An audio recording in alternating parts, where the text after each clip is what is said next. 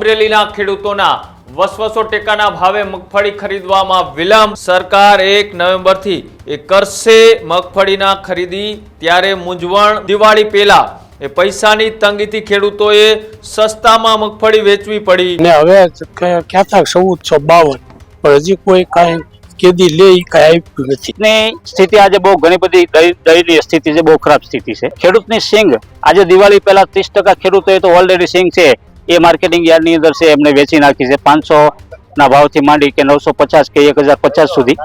1452 ખેડૂતની સિંગ લેવાની એ આવતી 1 તારીખે સરકારશ્રી તરફથી જાહેરાત કરવામાં આવી છે, પરંતુ સરકાર તરફથી હજી કોઈ એવી સ્પષ્ટતા નથી કરવામાં આવી કે ખેડૂતની કેટલા મણ સિંગ છે એ ખાતાની અંદર લેવી છે। 1 મહિના પહેલા જ્યારે સરકારે જાહેરાત કરી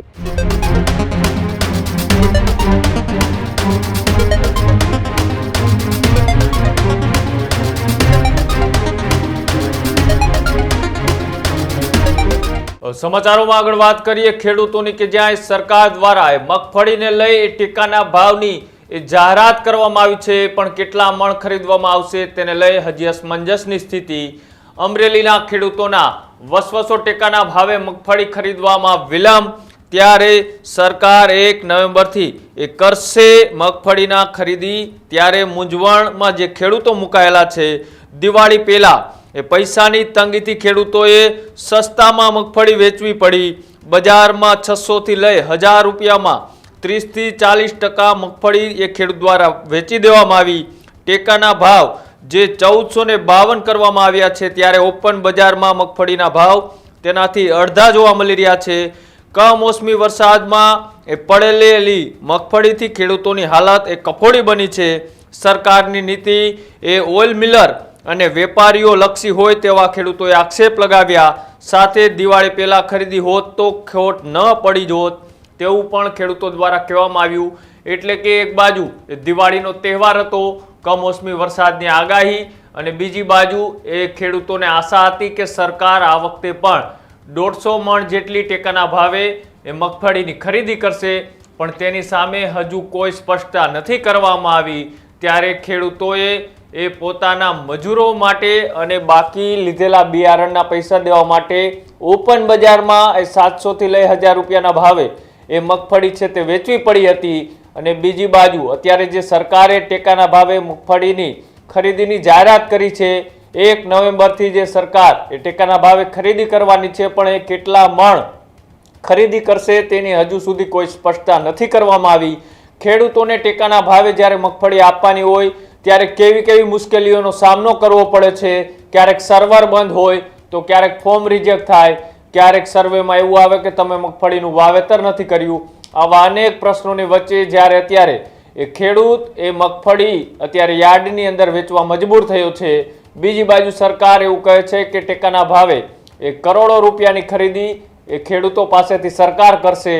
ત્યારે અમરેલીના ખેડૂતોનું આ મગફળી ટેકાના ભાવે જે સરકાર ખરીદી કરવાની છે તેને લઈ શું કહેવું છે, આવો તે પણ જોઈએ। અમે 3 દિવસ લાઈનમાં રહ્યા ત્યારે તેનું નેટ વી દીધું, 3 જે અમે પછી ઓનલાઈન કરાવ્યું, અને હવે ક્યાં 1452 પણ હજી કોઈ કાંઈ કેદી લે કાંઈ આપ્યું નથી। પછી અમે યાર્ડમાં વેચી નાખી, મજૂરોને પૈસા દેવા 700 થી 800 રૂપિયાનો ભાવ આવ્યો, અને હજી કાંઈ કેદી લે છે ભાવ કર્યો 1450, પણ હજી કેદી લેવાની કાંઈ નહીં। 70-70 મણનું કહે છે, અમે 200 દર વર્ષે 200 લઈ, 2 વર્ષે 200 ની વાટે 200 મણ સિંગ રાખી એક ખાતાની। હવે જો શરૂ થાય લે તો ખેડૂતની સ્થિતિ આજે બહુ ઘણી બધી દયનીય સ્થિતિ છે, બહુ ખરાબ સ્થિતિ છે।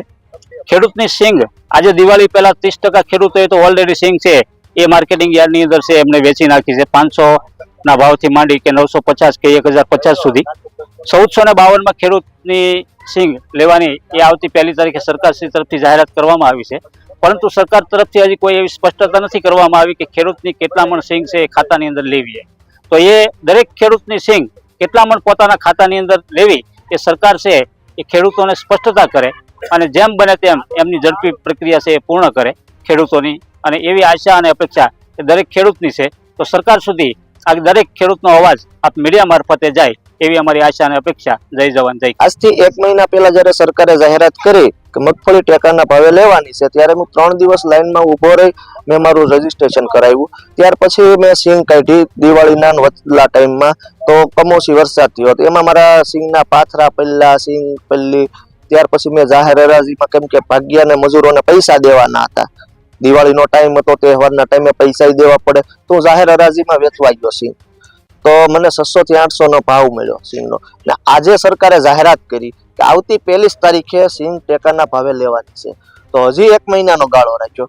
તો આમાં શું સમજવું? એ પણ 1452 ને કેટલી લેવાની છે એ તો નક્કી નથી. તો મને એવું લાગે છે ક્યાંક ને ક્યાંક સરકાર ખેડૂતોનો નહીં, પણ ટૂંકમાં વેપારીઓની, ઓઇલ મિલ વાળાની હોય છે.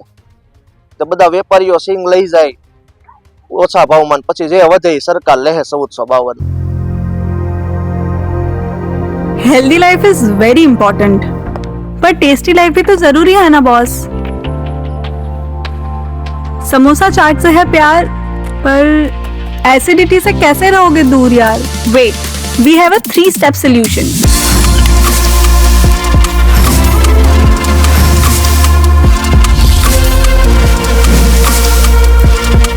विट्रिशियन ओरल स्ट्रिप, क्योंकि टेस्टी लाइफ भी तो जरूरी है ना बॉस।